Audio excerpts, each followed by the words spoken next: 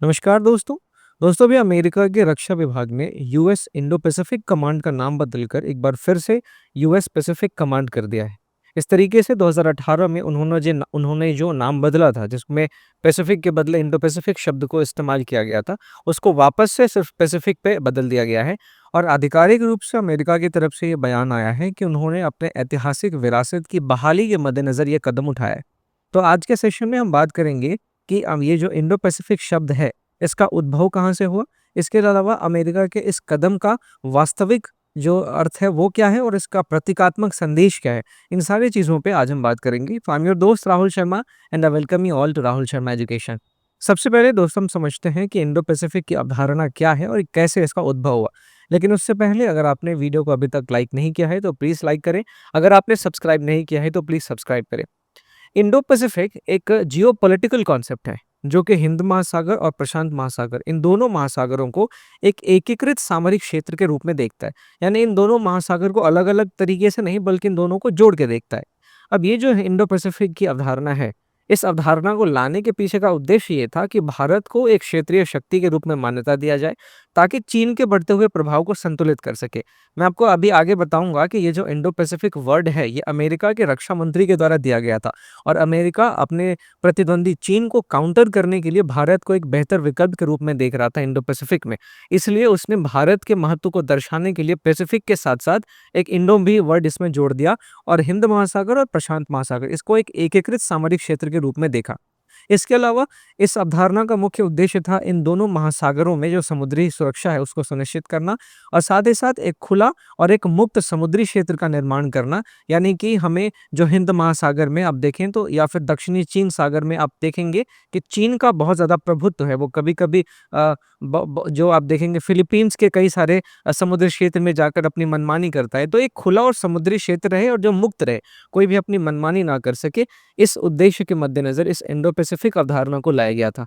अब ये जो इंडो पैसिफिक शब्द है, इसका काफ़ी ज़्यादा महत्व है। 2018 में अमेरिकी रक्षा मंत्री जेम्स मैटिस ने इसको हिंद और प्रशांत महासागरों की जो बढ़ती हुई कनेक्टिविटी है, उसकी वजह से जो पैसिफिक कमांड है, उसका नाम बदलकर उन्होंने इंडो पैसिफिक कमांड करने को कहा था। इसका प्रतीकात्मक संदेश ये था कि भारत को एक रणनीतिक मान्यता मिले। यानी भारत अब केवल दक्षिण एशियाई शक्ति नहीं, बल्कि इंडो पैसिफिक की प्रमुख सुरक्षा शक्ति है, जो कि इंडो पैसिफिक क्षेत्र में खुला और समुद्र जो मुक्त समुद्र की नीति है, उसके लिए एक बहुत ही मजबूत शक्ति के रूप में स्थापित है। इसके अलावा इस इंडो पैसिफिक शब्द को क्वाड को मजबूत करने के लिए भी लाया गया था। क्वाड की अगर हम बात करें तो इसमें 4 देश शामिल हैं। इंडिया है, यूएस है, जापान है और ऑस्ट्रेलिया है। और जो इंडो पैसिफिक की अवधारणा है, वो क्वाड की वैचारिक नींव मानी जाती है। तो इंडो पैसिफिक शब्द जो है, वो काफ़ी ज़्यादा महत्वपूर्ण है। अब वर्तमान में जो अमेरिका ने इंडो पैसिफिक से इंडो शब्द को हटा दिया गया है, इसके कई सारे कारण बताए जा रहे हैं। अब मैंने आपको शुरुआत में ही बताया कि अमेरिका की तरफ से तो आधिकारिक बयान ये आया है कि उन्होंने अपने लेगेसी को रीस्टोर करने के लिए, यानी अपने ऐतिहासिक विरासत को पुनः बहाल करने के लिए ये कदम उठाया है। लेकिन कई सारे जो विशेषज्ञ हैं, वो इसके और भी दूसरे कारण बता रहे हैं। सबसे पहला उन्होंने बताया है, चीन के प्रति अपेक्षाकृत एक नरम रणनीति को ये कदम दर्शाता है। तो कुछ विशेषज्ञ हैं वो ये मान रहे हैं कि जो ट्रंप प्रशासन है, वो चीन के साथ टकराव को कम करने के लिए और समझौते की संभावनाओं को बढ़ाने के लिए बहुत सारे प्रयास कर रहा है, और उसी का एक जो परिणाम है वो ये कदम है। इसके अलावा विश्लेषक ये भी मान रहे हैं कि इंडो शब्द हटाना जो है, वो प्रतीकात्मक रूप से ये संदेश दे सकता है कि भारत अब अमेरिकी रणनीति का उतना केंद्रीय तत्व नहीं है जितना 2018 में था। क्योंकि भारत को एक सामरिक शक्ति के रूप में स्थापित करने के लिए ही 2018 में अमेरिका के रक्षा मंत्री जेम्स मैटिस ने इस इंडो पैसिफिक टर्म को गढ़ा था। और इंडो जो पैसिफिक यूएस का पैसिफिक कमांड था, उसको इंडो पैसिफिक कमांड के तौर पे नाम उन्होंने बदला था। तो ये जो वर्तमान में इंडो शब्द हटाया गया है, तो उसका प्रतीकात्मक अर्थ ये भी है कि भारत अब अमेरिका के लिए उतना ज़्यादा इम्पोर्टेंट नहीं रहा है जितना 2018 में था। और ये भी बता रहा है कि अमेरिका अपनी प्राथमिकताओं का पुनर्संतुलन कर रहा है। यानी कि उसकी प्राथमिकता जो पहले चीन को काउंटर करने की थी, अब वो अपनी प्राथमिकताओं में थोड़ा-सा अब चेंज कर रहा है और दूसरी बाकी चीज़ों पर भी गौर कर रहा है। इसके अलावा इसके एक और संभावित कारण विश्लेषक ये बताते हैं कि इस कदम के माध्यम से एक घरेलू राजनीतिक संदेश देने की कोशिश की जा रही है। यानी कि ट्रंप प्रशासन पुराने संस्थागत नाम की वापसी और सैन्य परंपराओं के सम्मान के रूप में इस कदम को प्रस्तुत कर रहा है। और इसके अलावा इस पूरे कदम में जो वास्तविक बदलाव और प्रतीकात्मक इसका जो प्रभाव है, इन दोनों के बीच में भी हमें फ़र्क देखना पड़ेगा। क्योंकि अमेरिकी रक्षा विभाग ने ये बहुत ही अच्छे से स्पष्ट किया है कि ना तो कमांड का क्षेत्र, ना ही उसका सैन्य दायित्व और ना ही उसकी रणनीतिक भूमिका, कुछ भी नहीं बदले हैं, केवल उसका नाम बदला गया है। तो ये जो कदम उठाया गया है, इसका प्रतीकात्मक अर्थ ज़्यादा है, इससे वास्तविक बदलाव जो है वो बहुत कम देखने को मिलेंगे। अब सवाल ये उठता है कि इंडो पैसिफिक जो टर्म है, जो कि क्वाड की वैचारिक नींव मानी जाती है, तो इस शब्द में से इंडो को हटाने से क्या क्वाड कमज़ोर होगा? तो कुछ विश्लेषक इसके पक्ष में हैं कि क्वाड कमज़ोर होगा, कुछ इसके विपक्ष में हैं। जो पक्ष में है वो ये कहते हैं कि जो इंडो पैसिफिक शब्द है वो क्वाड की वैचारिक पहचान है और इंडो हटाना भारत की भूमिका को कम करने के लिए किया गया है। तो कुछ भारतीय जो रणनीतिक विशेषज्ञ हैं उन्होंने क्वाड के लिए इसको नकारात्मक संकेत माना है। लेकिन कुछ विशेषज्ञ ये वो कहते हैं कि क्वाड कोई सैन्य गठबंधन नहीं है और क्वाड की जो गतिविधियां हैं वो जारी है और इसका केवल नाम बदला गया है। सैन्य सहयोग अपने आप इससे समाप्त नहीं होता। अभी मैंने आपको बताया कि अमेरिका की रक्षा मंत्री की तरफ से भी ये बयान आया है कि ना तो जो यूएस का इंडो पैसिफिक कमांड है, ना तो उसका एरिया कम किया गया है, ना ही उसके दायित्व में कोई कमी आई है, ना ही उसकी भूमिका को बदला गया है। तो ये जो वास्तविक बदलाव है, वो वास्तविक बदलाव इससे बहुत कम है और अमेरिका अभी भी महत्वपूर्ण साझेदार भारत को देखता है। तो क्वाड कमज़ोर होगा या नहीं होगा, इस पर अगर हम कंक्लूसिवली कुछ भी नहीं कह सकते। हम अगर ये निष्कर्ष निकाल लें कि क्वाड कमज़ोर हो जाएगा तो एक जल्दबाज़ी होगी। अब दोस्तों सवाल ये उठता है कि इस पूरे कदम का भारत पर क्या प्रभाव पड़ेगा? अब मैं आपको बता दूं कि ये कदम भारत के लिए चिंताजनक तो है, लेकिन इसके कुछ सकारात्मक प्रभाव भी हमें देखने को मिलेंगे। यानी कि भारत जो पिछले कुछ समय से सामरिक स्वायत्तता की नीति अपना रहा है, इसका मतलब कि जो भारत के अपने हित हैं, उन सारे हितों को केंद्र में रखकर भारत अपनी विदेश नीति को संचालित कर रहा है। तो अपनी सामरिक स्वायत्तता के मद्देनज़र भारत अब किसी भी एक शक्ति पर निर्भर हुए बिना अमेरिका, रूस, यूरोप और आसियान इन सभी के साथ एक साथ संबंध विकसित कर सकता है। अब भारत को इस बात की चिंता नहीं करनी पड़ेगी कि अमेरिका से अगर संबंध को मजबूत किया जाए तो रूस नाराज़ ना हो, या फिर रूस से अगर कोई भी खरीदारी की जाए तो उससे अमेरिका नाराज़ ना हो, है ना? तो इन सारी चीज़ों से इतर भारत एक इन सारे देशों के साथ एक संबंध विकसित कर सकता है।